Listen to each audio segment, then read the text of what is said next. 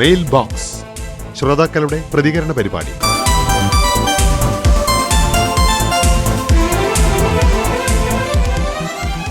നമസ്കാരം. മെയിൽ ബോക്സിലേക്ക് എല്ലാ പ്രിയപ്പെട്ടവർക്കും ഹൃദ്യമായ സ്വാഗതം.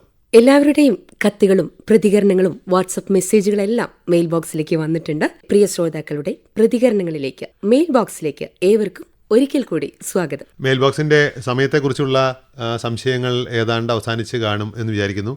നമ്മൾ ആകാശവാണി കോഴിക്കോട് നിലയത്തിൽ ഞായറാഴ്ചകളിൽ കാലത്ത് 7:35 മുതലാണ് മെയിൽ ബോക്സ് ഉൾപ്പെടുത്തുന്നത്. ഞായറാഴ്ച തന്നെ റിയൽ FM-ൽ രാവിലെ 9:35 മെയിൽ ബോക്സ്. അപ്പോൾ നിങ്ങൾ ഈ പരിപാടി സശ്രദ്ധം കേട്ടുകൊണ്ട് നമുക്ക് പ്രതികരണങ്ങൾ അറിയിക്കുന്നതിൽ ഒരുപാട് സന്തോഷമുണ്ട്.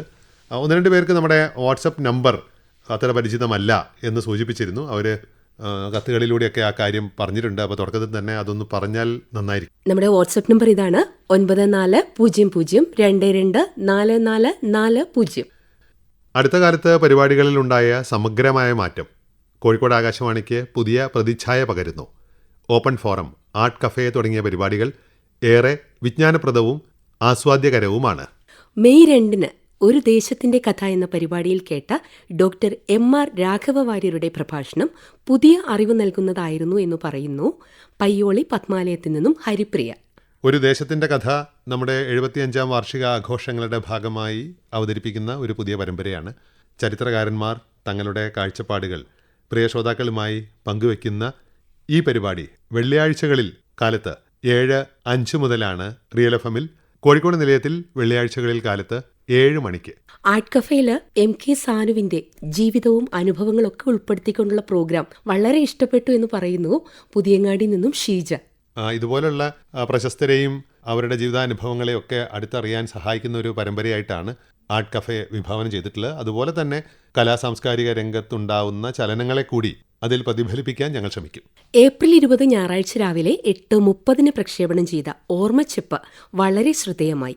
അനശ്വര നടൻ പ്രേം നസീറിനെ കുറിച്ച് നിത്യവസന്തം നിത്യവിസ്മയം ആദ്യ ഭാഗം ആ നിത്യഹരിത നായകന്റെ സിനിമാ പ്രവേശനത്തിന്റെ ഒരു പൂർണ്ണ ചിത്രമാണ് ശ്രോതാക്കൾക്ക് നൽകിയത്. എന്നാൽ അതിലൊരു തെറ്റുണ്ട്. 1927 ജനനം എന്ന് പറഞ്ഞു. പക്ഷേ 1926 ജനനം. C. കൃഷ്ണകുമാറിന്റെയും ശ്രുതി സോമന്റെയും ആഖ്യാനം നന്നായി. അഭിനന്ദനങ്ങൾ. കത്തെഴുതിയിരിക്കുന്നത് ഒറ്റപ്പാലം മുള്ളന്നൂരിൽ നിന്നും വാസുദേവൻ നമ്പൂതിരിയാണ്. KC സൂരജ് തയ്യാറാക്കിയ ആ പരമ്പരയാണ് നിങ്ങൾ കേട്ടുകൊണ്ടിരിക്കുന്നത്. പരിപാടി ഇഷ്ടപ്പെട്ടു എന്ന് അറിയുന്നതിൽ സന്തോഷം. അതിൽ വസ്തുതാപരമായ പിഴവുണ്ട് എന്ന് പറയുന്നത് വാസ്തവമല്ല. കാരണം വിക്കിപീഡിയയിൽ താങ്കൾ സൂചിപ്പിച്ചതുപോലെ 1926 എന്നാണ് ജനന വർഷമായി കാണിച്ചിരിക്കുന്നത്. യഥാർത്ഥത്തിൽ പ്രേം നസീറിൻ്റെ തന്നെ എൻ്റെ ജീവിതം എന്ന് പറയുന്ന ആത്മകഥ മാതൃഭൂമി പ്രസിദ്ധീകരിച്ചൊരു പുസ്തകമാണ്. അതിൽ കൃത്യമായി 1927 അദ്ദേഹത്തിൻ്റെ ജനനം എന്നുള്ളത് കാണിച്ചിട്ടുണ്ട്. അതുപോലെ തന്നെ പ്രേം നസീറിനെ കുറിച്ച് ഇതിലേ പോയത് വസന്തം എന്ന പേരിൽ അദ്ദേഹത്തിൻ്റെ മകൾ ലൈല റഷീദ് എഴുതിയ ഒരു പുസ്തകമുണ്ട്. ആ പുസ്തകത്തിലും മലയാളത്തിലെ നിത്യഹരിത നായകന്റെ ജനനവർഷമായി കൊടുത്തിരിക്കുന്നത് 1927 ഏപ്രിൽ 7. എന്തായാലും വളരെ സൂക്ഷ്മമായി പരിപാടികളെ വിലയിരുത്തി അഭിപ്രായങ്ങൾ അറിയിക്കുന്നതിൽ ഒരുപാട് സന്തോഷമുണ്ട്. നമ്മുടെ 2 നിലയങ്ങളിലും ഓർമ്മച്ചെപ്പ് പ്രക്ഷേപണം ചെയ്യുന്നുണ്ട്.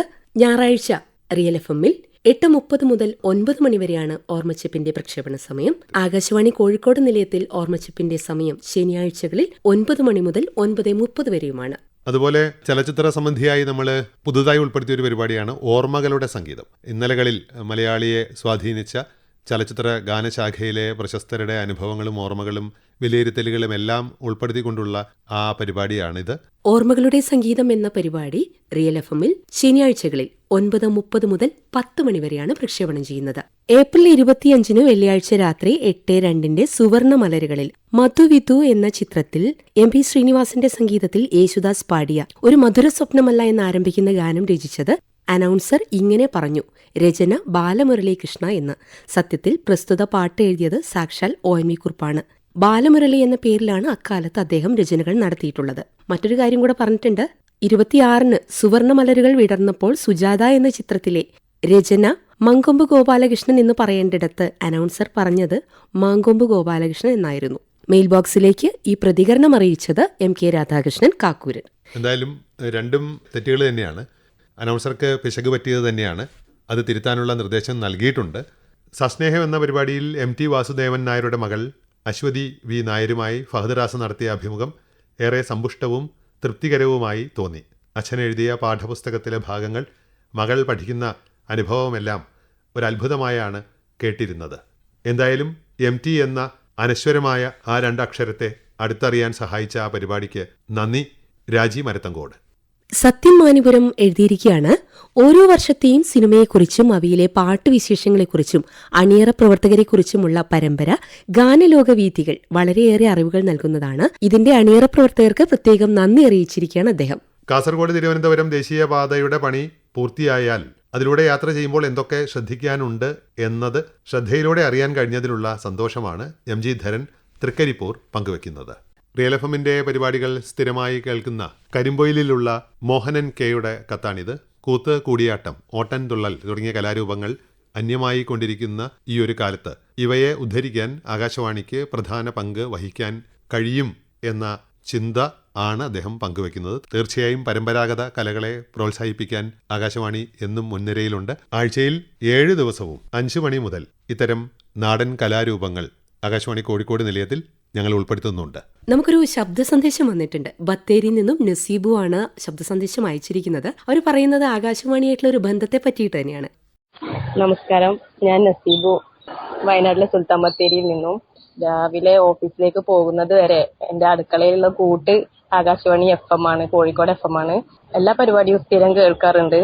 നോവൽ ടൈം ഒക്കെ പുസ്തകം വായിക്കുന്നതിനേക്കാളുള്ള ഒരു ഫീലാണ് എനിക്ക് കിട്ടുക. ഇപ്പോൾ പഞ്ചാര, ഓറഞ്ച് മരമൊക്കെ ഞാൻ വായിക്കാത്ത നോവലാണ്. അതിനിത് കേൾക്കുമ്പോൾ തന്നെ വായിച്ച ഒരു ഫീലിംഗ് തന്നെയാണ് എനിക്ക് ഉണ്ടാവുന്നത്. അതുപോലെ ശ്രദ്ധ, അധികം സോഷ്യൽ മീഡിയയിൽ സജീവമല്ലാത്ത ഞാൻ കറന്റ് ആയിട്ടുള്ള ഓരോ സംഭവവും ശ്രദ്ധയിൽ എനിക്ക് കേൾക്കാൻ പറ്റാറുണ്ട്. ഇനിയും കൂടുതൽ ക്രിയാത്മകമായ പരിപാടികൾ ആകാശവാണി FM-നെ പ്രക്ഷേപണം ചെയ്യാൻ പറ്റട്ടെ എന്ന് ആശംസിക്കുന്നു. ഇതുപോലെ റേഡിയോ എന്ന് പറയുമ്പോൾ അതൊരു വിനോദത്തോടൊപ്പം വിജ്ഞാനവും ചേർത്താണ് റേഡിയോ പ്രക്ഷേപണം നിർവഹിക്കുന്നത് എന്ന് നിങ്ങൾക്കറിയാം. ശ്രോതാക്കളെ അത് സ്വാധീനിക്കുന്നു എന്നറിയുന്നതിൽ സന്തോഷം. മറ്റൊരു ശബ്ദ സന്ദേശം നമുക്ക് അയച്ചിട്ടുള്ളത് ആർദ്രയാണ്. ഹായ്, ഞാൻ ആർദ്ര, കോഴിക്കോട് ഫറൂഖ് എന്നാണ് വിളിക്കുന്നത്. പ്രിയഗീതം എന്ന് പറഞ്ഞിട്ടുള്ള പരിപാടിയുടെ സ്ഥിരം ശ്രോതാവാണ്. ഇഷ്ടമുള്ള പരിപാടിയാണ്. പാട്ടുകൾ കേട്ടുകൊണ്ടിരിക്കാൻ പ്രത്യേകിച്ച് ഇഷ്ടമാണ്. നല്ല രീതിയിൽ തന്നെയാണ് പ്രോഗ്രാം മുന്നോട്ട് പോകുന്നത്. വേറൊരു സജഷൻ പറയണമെന്ന് ഓർത്തുകൊണ്ടിരുന്നത് എന്താന്ന് വെച്ചാൽ, കൂടുതൽ ഞങ്ങൾ ഒരു യങ്സ്റ്റർ ജനറേഷന് അല്ലെങ്കിൽ ഒരു യങ് ഏജ് കാറ്റഗറിയിലുള്ള പരിഗണനയും കൂടെ ആവാൻ തോന്നുന്നു. പരിപാടികളിൽ എന്തെങ്കിലും പുതിയ പരിപാടികൾ ഇൻട്രൊഡ്യൂസ് ചെയ്യുകയും കൊണ്ടുവരികയാണെങ്കിൽ കൂടുതൽ നന്നായിരുന്നു എന്നൊരു തോന്നൽ. ആർദ്ര പറഞ്ഞ കാര്യം നമ്മൾ കണക്കിലെടുത്തിട്ടുണ്ട്. പക്ഷെ ഒരു കാര്യം പറയട്ടെ, നമ്മൾ യുവജനങ്ങൾക്ക് വേണ്ടിയിട്ടാണ് നമ്മുടെ ആകാശവാണിയിൽ യുവവാണി എന്ന് പറഞ്ഞിട്ടുള്ള പ്രോഗ്രാം പോയിക്കൊണ്ടിരിക്കുന്നത്.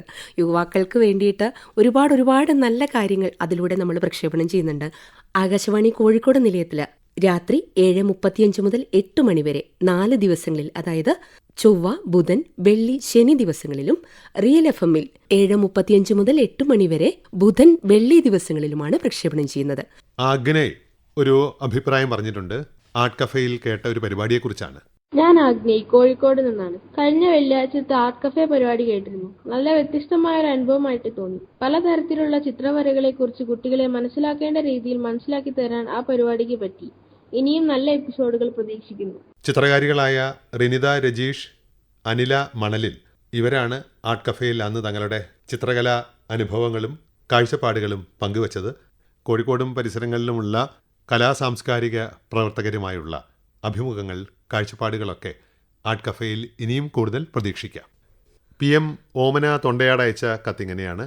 റിയൽ FM-ൽ 30-ാം തീയതി ബുധനാഴ്ച രാവിലെ പ്രക്ഷേപണം ചെയ്ത ആസ്മ, അലർജി ഇവയെക്കുറിച്ച് ശ്രോതാക്കൾ ഉന്നയിച്ച സംശയങ്ങൾക്ക് ഡോക്ടർ മുഹമ്മദ് മുസ്തഫ മറുപടി പറഞ്ഞ പരിപാടി കേട്ടു. വെറും 3 പേർ സംശയങ്ങൾ ചോദിച്ചു. അതിന് ഡോക്ടർ പറഞ്ഞ മറുപടിയും വിളിച്ച ശ്രോതാക്കളുടെ പ്രതികരണവും ശ്രദ്ധിച്ചു. ശ്രോതാക്കൾക്ക് ഡോക്ടറുടെ മറുപടിയിൽ നിന്നും ഒന്നും വ്യക്തമായിട്ടില്ലെന്ന് തീർച്ചയാണ്. ആസ്മ, അലർജിയെക്കുറിച്ച് ഒരു ചെറു വിവരണം ഡോക്ടർ നൽകിയിരുന്നെങ്കിൽ അത് എല്ലാ ശ്രോതാക്കൾക്കും ഉപകാരപ്പെടുമായിരുന്നു.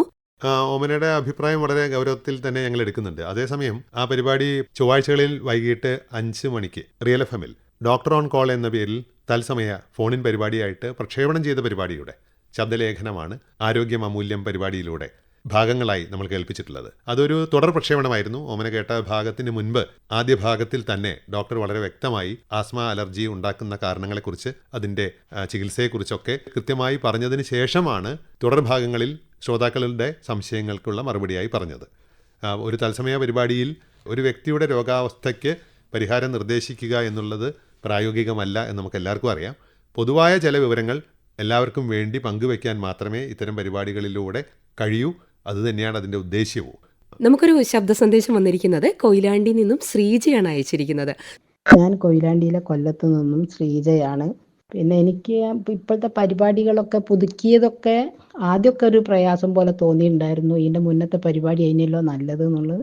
പിന്നെ കേട്ടിപ്പോൾ അതൊക്കെ ഒരു പരിചയമുണ്ട്. ഇപ്പോൾ സുഖമുള്ള പരിപാടികളൊക്കെയാണ്. പക്ഷേ ചെറിയ കുട്ടികൾ ഫോൺ വിളിച്ചിട്ടുള്ള പരിപാടി ഉണ്ടായിരുന്നല്ലോ, അത് ഒഴിവാക്കിയതിനോട് എനിക്ക് ചെറിയൊരു എതിർപ്പ് പോലെ തോന്നുന്നുണ്ട്. എന്താ വെച്ചാൽ നല്ല രസമായിരുന്നു അത് കേൾക്കാൻ വേണ്ടിയിട്ട്. അപ്പം അത് ഇനി കുറച്ചും കൂടെ കഴിഞ്ഞിട്ടുണ്ടെങ്കിൽ ചെയ്യണം എന്നാണ് എനിക്ക് തോന്നുന്നത്. ബാക്കി എല്ലാവർക്കും അങ്ങനെ ചിലവർക്കൊക്കെ അങ്ങനെ തോന്നുന്നുണ്ട്. എൻ്റെ വീടിൻ്റെ അടുത്തുള്ളവരൊക്കെ അങ്ങനെ പറയലുണ്ട്. കുട്ടികളിത് കേൾക്കാൻ എല്ലാവർക്കും ഇഷ്ടമായിരിക്കുമല്ലോ. ബാക്കി എല്ലാ പരിപാടികളും ഒക്കെ തന്നെ നല്ലതാണ്. ആകാശവാണി കാലാകാലങ്ങളിൽ പരിപാടികളിൽ മാറ്റം വരുത്തുന്നു എന്ന് നിങ്ങൾക്കറിയാം. ഒരേ ഫോർമാറ്റിൽ തന്നെ പരിപാടികൾ പ്രക്ഷേപണം ചെയ്യുന്ന ഒരു പതിവ് ആകാശവാണിക്കില്ല. വളരെ ജനപ്രിയങ്ങളായ ഒട്ടനവധി പരിപാടികൾ മുമ്പ് നമ്മുടെ പ്രക്ഷേപണത്തിലുണ്ടായിരുന്നു, ഇന്ന് നമ്മുടെ പ്രക്ഷേപണത്തിലില്ല. കാലാനുസൃതമായ പരിപാടികളിൽ മാറ്റം വരുന്നു, ഒപ്പം പുതിയ പുതിയ പരിപാടികൾ വരുന്നു എന്നുവെച്ച് ഒരു ഫോർമാറ്റ് എല്ലാ കാലത്തേക്കുമായി ഉപേക്ഷിച്ചു എന്ന് അതിനർത്ഥമില്ല. കിലുക്കാമ്പട്ടിയുടെ സ്ഥാനത്ത് കുട്ടികൾ അവതരിപ്പിക്കുന്ന പൂക്കൂട എന്ന് പറയുന്ന പരിപാടിയാണ് നമ്മൾ കേൾപ്പിച്ചുകൊണ്ടിരിക്കുന്നത്.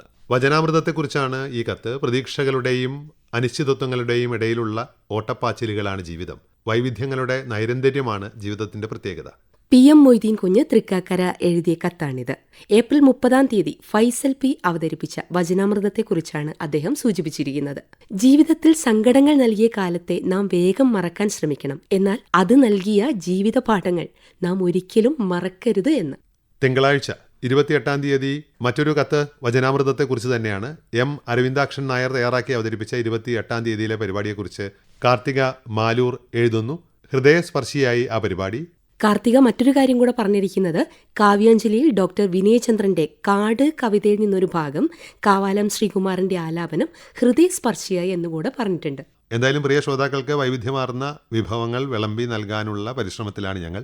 അതിൽ വരുന്ന പാകക്കുറവ് എന്താണ്, അതിൽ വരുന്ന മികവെന്താണ്, അതിൽ ഇനി വരുത്തേണ്ട മാറ്റങ്ങൾ എന്താണ്, ഇതെല്ലാം നിങ്ങൾ തുറന്ന് ഞങ്ങളുമായി പങ്കിടുക. മെയിൽ ബോക്സിലേക്ക് തുടർന്നും കത്തുകൾ അയക്കുമല്ലോ. വിലാസം പറയാം. Mail box, care of station director, Akashvani, Kozhikode 32. നമ്മുടെ വാട്സപ്പ് നമ്പർ അറിയാലോ, 9400224440. ഇതിലേക്കും നിങ്ങൾക്ക് ശബ്ദ സന്ദേശങ്ങളും ടെക്സ്റ്റുകളും അയക്കാം. അപ്പോ അടുത്ത തവണ കാണുന്നതുവരെ ഗുഡ് ബൈ.